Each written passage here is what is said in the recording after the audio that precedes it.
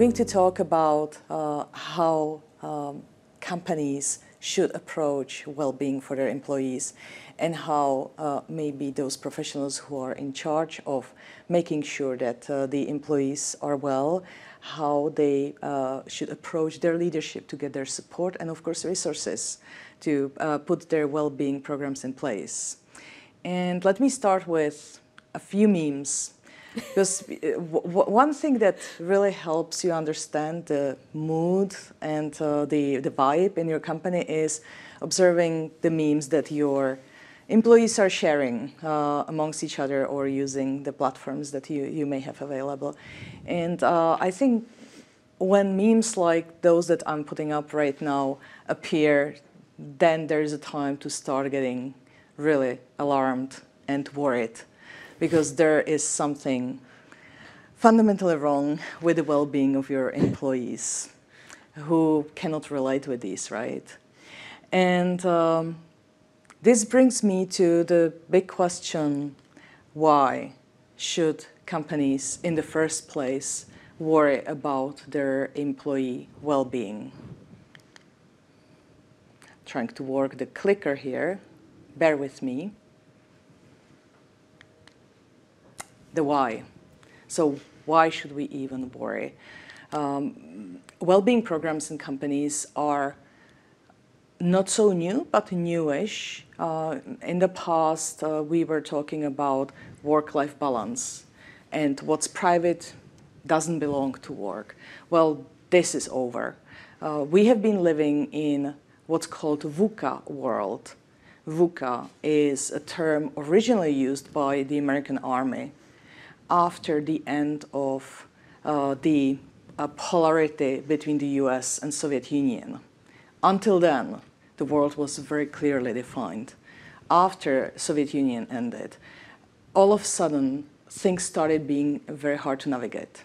So VUCA stands for volatile, uncertain, complex, and ambiguous. And then at some point, business picked up the term because it tells us a lot about the world we're living in. You know, you don't know what to expect. Planning 1 year ahead no longer is applicable. You know what happens tomorrow, next week. So we have been living in the VUCA world. And sometimes, because our brain was not designed to deal with the constant stress and uncertainty, sometimes it can lead to a complete burnout. I have to say the word burnout these days is the buzzword in companies. This is what companies have been trying to address, burnout. Now, let's talk about what that really means. Burnout is the state of mind where you are feeling completely out of resources. You have difficulties to find any energy to perform your job. You are feeling exhausted. You are increasing the distance between yourself and your job. You have difficulties to identify yourself with your job. And you are constantly feeling negative and perceiving everything around you in a negative manner. And also reduced professional efficacy is one of the typical traits of burnout.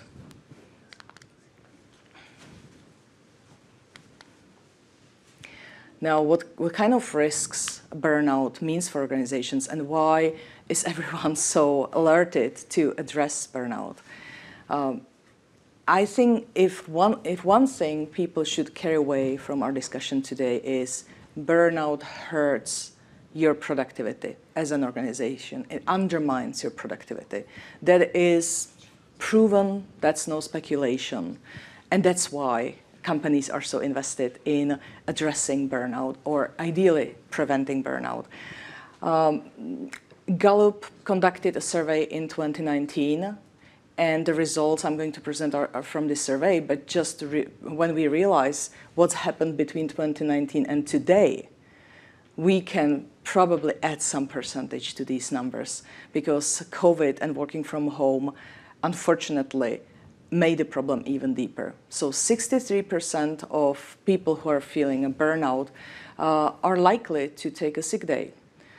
13% of them are less confident in their performance. Of course, lack of confidence very much impacts your performance. And many of them are also likely to be seeking a different job because they're looking for answers of what's wrong with me, and sometimes they think that the reason why they're not feeling well is the job. And it may not be that way, but unfortunately this is how it's often perceived.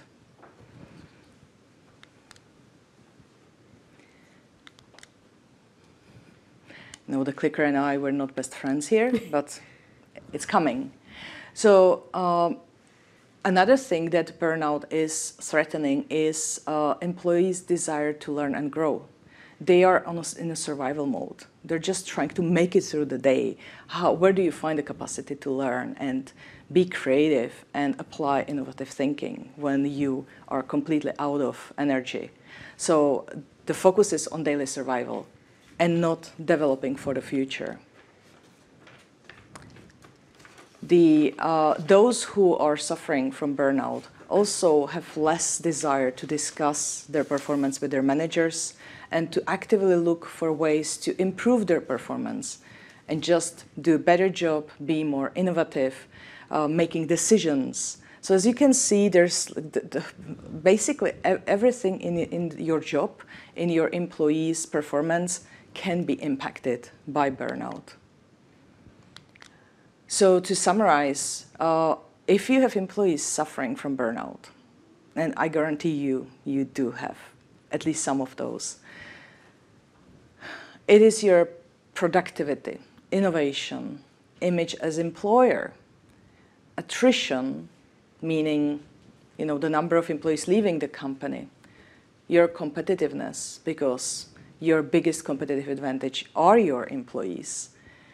That's all threatened. And all of this combined costs you a lot. So that's the why.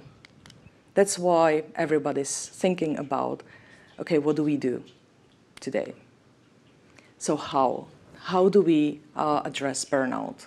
And what I intend to do here is to share my experience in how to best talk to your leadership in the company about the solutions and benefits that you would like to bring on board as an HR professional or someone in charge of the well-being of your employees.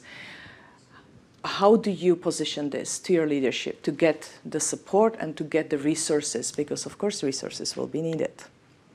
So what would be the recommended strategies for successful well-being programs implementation? And the reason why I'm talking about implementation is once you have convinced your leadership to invest, you also need to show that the investment is bringing some results, that it's not a waste of resources. So number one, get executive sponsors. Business, people in companies conducting business will always listen more to their own leadership, to the business leadership, the company leadership, than to an HR professional. That's given, and I don't think there's any point in trying to beat that. It's also about capacity. People are overloaded with communication. So if they have to make a choice, they would rather read an email or communication coming from their leader rather than the HR team. So get executive sponsors, get them on board by speaking their language, addressing all of the issues that I mentioned previously, productivity, innovation. Get them on board and ask them to become advocates and sponsors for your well-being programs. Make sure that on their agenda, in their narrative, whenever they come up and talk to the employees, they mention well-being and they mention the benefits and solutions you have in place for well-being.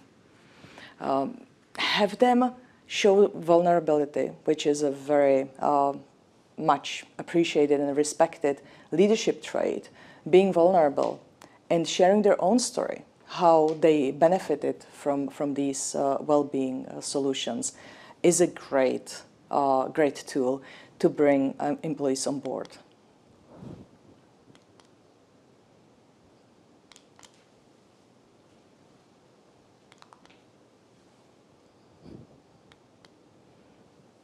Make sure that well-being and the solutions you have for well-being are part of the company values, are well-being to be integrated in all of the messaging related to the company culture. And of course, make sure it's relevant to your specific business. So for example, I actually used an example in my slide that is relevant to a company that is a call center, where they crafted their message of company culture and they integrated well-being into it, because that's how you build your employer branding as an employer who cares for their employees. Make managers responsible. Managers are the ones, and that's an old, very well-known fact. People are leaving companies because of managers. People are staying with companies because of managers. Managers can amplify the good and the bad as well. So if you already have well-being solutions in place, make sure that managers are the biggest promoters of those, and make sure that managers hold responsibility for their own team's well-being or their own team's shape. Unless you have managers on board, you have very little chance to succeed. That means you need to empower them, you need to enable them, to give them the information, teach them how to spot a potential burnout in an employee.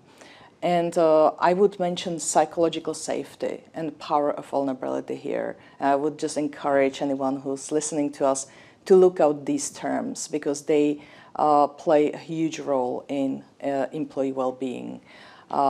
Make sure the managers act as role models.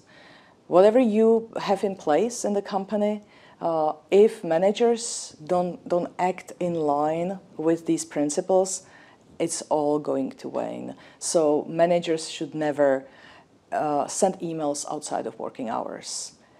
God forbid, communicate during their vacation or on weekends. That's the basics. Make sure that you communicate about the well-being benefits and resources. In my experience, the biggest issue is that you have great solutions in place, great tools in place, and there is a fraction of your employee population that are actually using them because they don't know. And that's the basics you need to get right.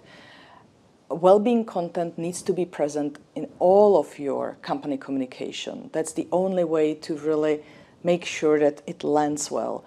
As I already said earlier, people will always prioritize, because that's how we have been conditioned to focus on productivity, focus on result. So if I have to make a choice between one email that I read and another one that I skip, I will always focus on the one focused on my business. Make sure that that includes the well-being messaging and information. That's the way to get it to people. Having easy access to these resources is also critical. And one thing that I would encourage all companies to ensure is talk about your well-being benefits and solutions by the time you are onboarding new people, because that's when they are most receptive of any information, not later. And of course, you will need to monitor the result. You will need to make sure that it's working. So regular employee surveys or listening tours are recommended, and regularity is key here. You need to be able to compare the outcome. And of course, it's good to craft, to design your listening strategy in a way that allows you to actually get feedback from the employees on what works for them and what doesn't and why, and be able to adapt your strategy to this outcome. Now, this is one that talks about a trap. Thinking that if you provide free yoga lessons to your employees and that's going to fix everything, that's very naive and very dangerous, and it may actually create a vibe of cynicism across your employees. And here's why. Well-being must be a shared responsibility. The company needs to design for employee well-being. If you're trying to save money and stretch everybody's capacity long-term, if you don't have enough of human resources to deliver on the job, if people are forced to work long hours and don't get time off, any well-being benefits will be completely useless. So the way the work and company culture is designed must be in line with the well-being strategy. What I would always warn from is, for the HR teams especially, don't fall into the trap of doing your job, bringing well-being benefits, bringing all the great solutions in place, but not holding the management accountable for always making sure that the work conditions are satisfying for the employees and are not leading to their burnout. One without another is not going to work, so don't fall that trap. And the reason why I'm mentioning this as the last slide is this is something that happens often, and I would like everyone to carry this away. Make leadership accountable. And that's all from me. That was amazing. Thank you. I have so many notes and so many questions. Shoot. First one, you talked about how burnout really affects the employees, and that really struck a chord with me. But the question is, how do I find out my people are burned out? Mm-hmm. You know, how do you do you send a questionnaire around, mm-hmm. or do you monitor the memes, or what's how do you find out? This brings me back to what I said about enabling managers. And this is a very, very broad area. Managers, to start with, should be great listeners. They need to be able to have a very, very high quality conversation with their team members. They shouldn't. Their conversations shouldn't only be about the results, about the targets. They always need to make sure. So start with teaching your managers on how to conduct a proper one-to-one, how to have crucial conversations with their reports. The manager is the best positioned one to spot the danger of an employee burnout. Then, of course, if this doesn't work, then there are employee relations and HR teams. And again, these should be able to spot when the issue already passed the moment where the person is able to help themselves, when a few days off are enough to recover. And then ideally, the company should have a solution in place that is offering specialized services. I would never advise, whether it is a manager or HR representative, to try and become a therapist. Mm-hmm. But I would definitely, the moment they spot the signs of burnout, immediately engage a therapist and ideally have that available at all times. And I'm not just saying it because we're here under sponsorship of Hedepy. It's actually something that companies have been doing, and having this one number you can call when you're feeling that you're really losing it as an employee, that can be a total game changer. I think, like you mentioned it, that the employees are almost 3 times more likely to leave your company if they're suffering for a burnout. And, with the current job market, it's so difficult to find people. So, investing into keeping people healthy is basically, saving a lot of money. Losing a trained employee is so costly, especially today when you are not likely to find a high-quality replacement in a short time. So you really want to retain those employees. And I will go back to psychological safety. If the employee feels that they don't have anyone around to reach out to with their trouble, that's when they are likely to leave you as an employer. Mm-hmm. That leads me to another thing you mentioned, and that was about the managers being vulnerable. in so many companies I've worked in, the managers felt like they really have to kind of be strong and perform, and that's how you become a leader. And suddenly you are asking me to share my own mental health issues and, to talk about my feelings and emotions. How do you make people, how do you persuade managers to suddenly strip off the...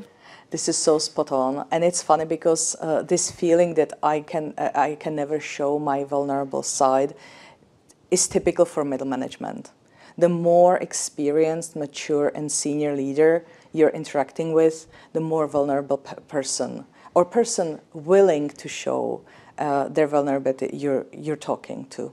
And this is, again, about role models. If the company leader, if the senior leadership, if they show their vulnerability, they will inspire their reports, who may be the middle management, to follow their lead and be inspired and do the same. This is about maturity, and everyone needs to get there. It shouldn't be really forced, because your employees will be sensitive to anything that's fake. But I would recommend managers to experiment with vulnerability, to make a very wise decision about what they want to share, what they feel safe to share, but just share. Mm-hmm. I think it's, for example, when introducing therapy to your company benefits, it's important that the managers also, say, I also go there. Yeah. It's not only for you. It's not, they also go to the yoga lessons. Yeah, exactly. And this is very region sensitive, of course. There are regions in the US speaking about having a therapist, going to therapy. It's actually quite normal. My manager does, and she's in the US. In Central Eastern Europe, it's less common, and that's why it's even more important to normalize seeking help from a specialist.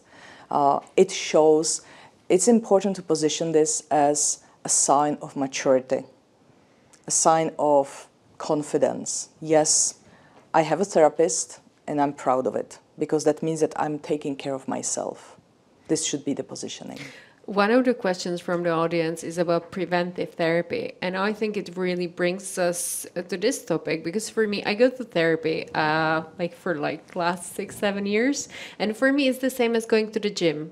I don't want my back to hurt, so I go to the gym. And the same, I go to the therapy. It's not about because I'm suffering from a burnout. It's because I don't want to suffer from a burnout. Yeah. And I think, how do you introduce this to the company, that it's part of prevention, not something that, we are clear? Yeah. Well, communication and positioning are key here. Talking about therapy or therapist benefits as part of the standard healthcare solutions for employees helps.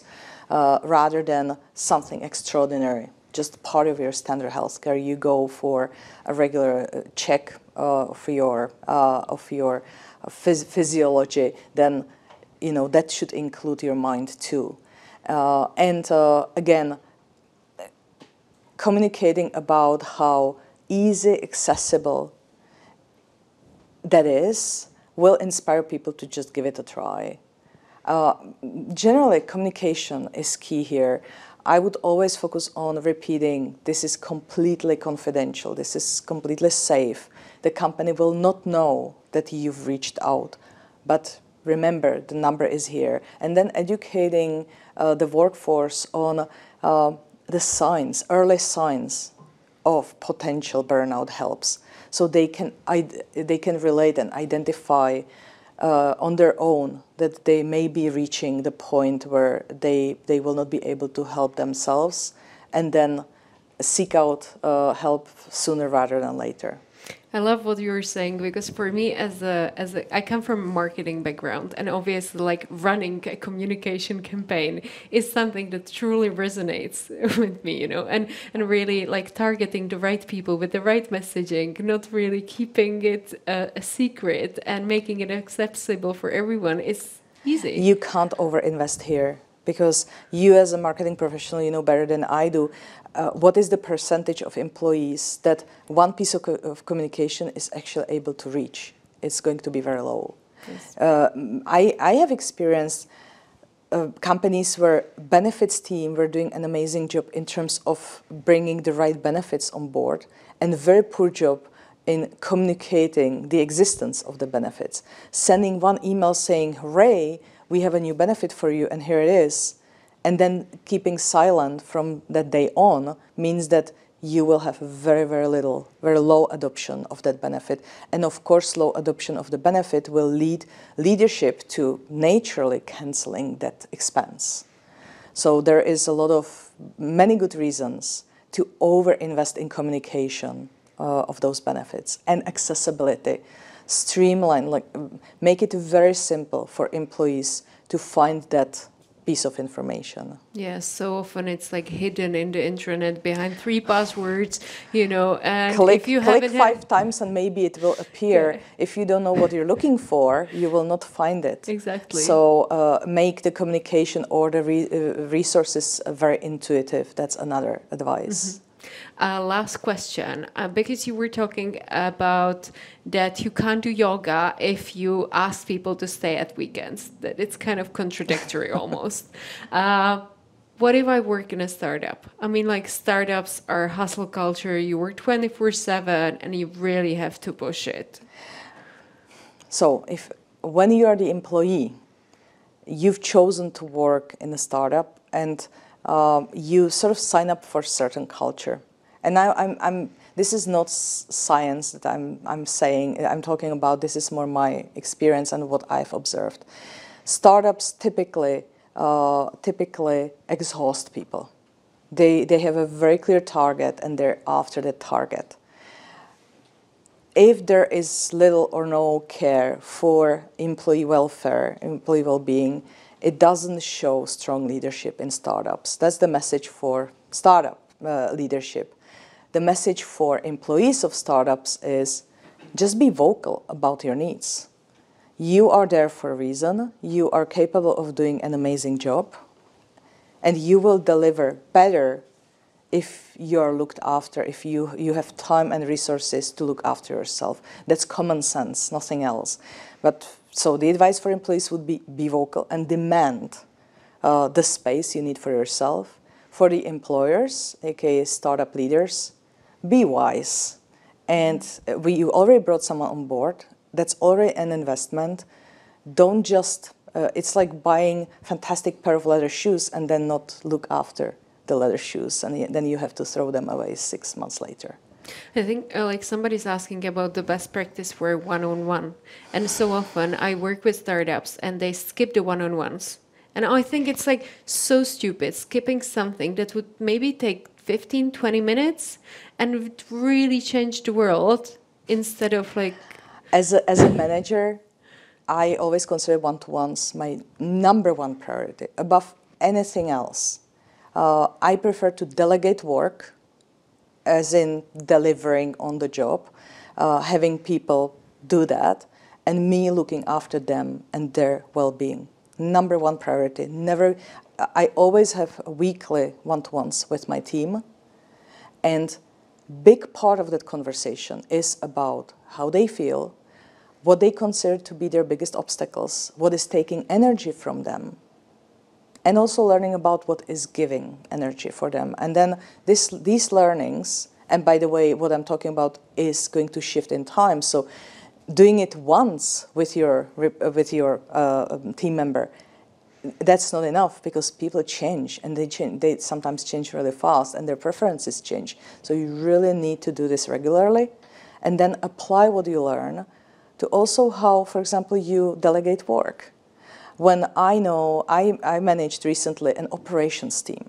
Anyone who's been in operations knows that that can be really exhausting, because big chunk of your work is boring. It's not something that you draw a lot of energy from. And based on the learnings from one-to-ones, I always try to have a healthy mix for everyone. So the portion of what they were doing was what was giving them energy, because there would always be something that would be taking energy from them. So I'm saying this to demonstrate how important it is to actually talk and listen to your team member. For learning about results, you just have a reporting tool in place. You don't have to have a conversation about that. I think it's like somebody was commenting on that in Slido, is like, it's so important to be individual, not just do the quantitative research, but really focus on that. And I remember I did a study on innovation companies, and we found out that the direct correlation between how often they had one-on-ones and between the how innovative the company was. And the minimum was once in 2 weeks to have one-on-ones. So I love that you're saying to have it weekly. Another question that arrived. I promise like we will be fast, but we are not. Obviously, thanks a lot for your questions. But what about giving people breaks? Somebody's asking, would you recommend giving people breaks? So you mentioned earlier that someone says that you need to treat people as individuals. That's exactly where I would apply that. Bigger companies, I would recommend to have there needs to be official policy in place in terms of free time, clearly, also for legal reasons. And then you can have something like managers' discretion. You can give managers a little bit more space to decide on whether they think that this employee would deserve some time off. And just go and do it. As a manager, bet on your common sense and your intuition. And when you're dealing with this employee, and you know that the last 2 weeks they worked on a project super hard, and and good people have a tendency to invest more than they should.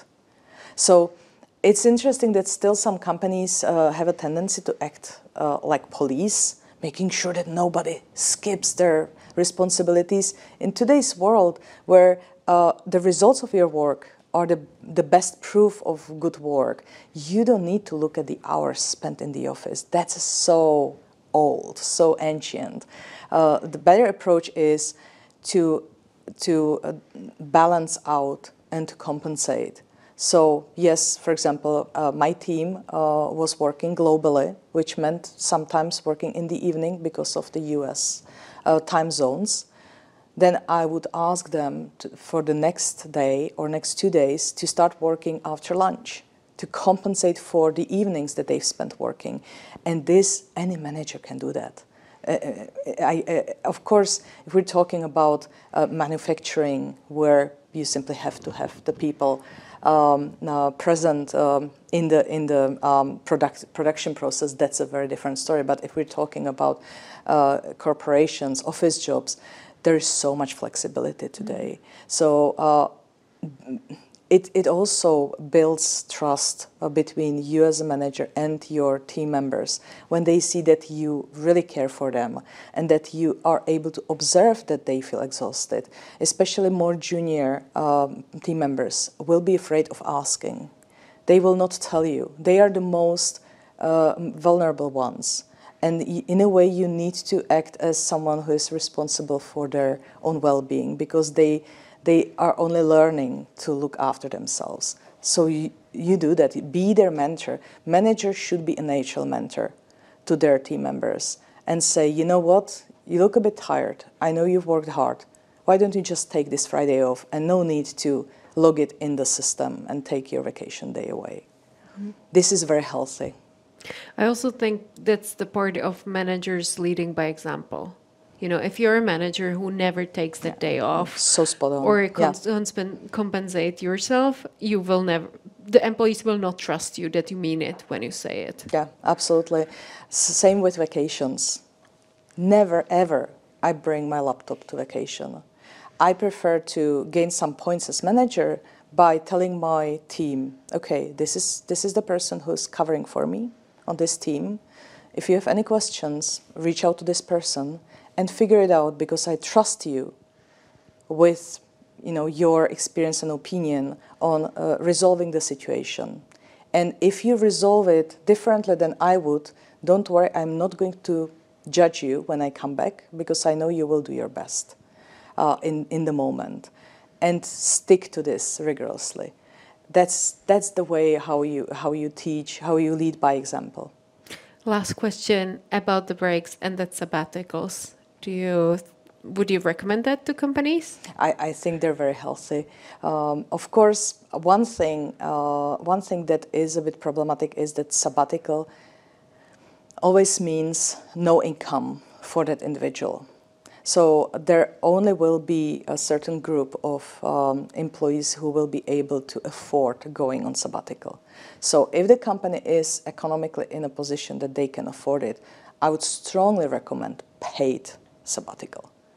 Maybe shorter, maybe not 1 year, obviously, but if you really care about the employee to seriously recharging and coming back full of ideas and full of energy, make it available to them. Because someone who has been working for a shorter period of time, they are not likely to be able to afford being out of income for 3 months or longer. But generally, my experience is that what people value most is time. And if I'm offered some kind of food stravenky, I'm sorry, food vouchers. Food vouchers, thank you, or any benefit similar to that, generally financial benefit, versus freedom and ability to take time off and do something fun and something that helps me feel fulfilled in life, I would always go after the free time. And knowing this, I would always use this as a tool as a manager.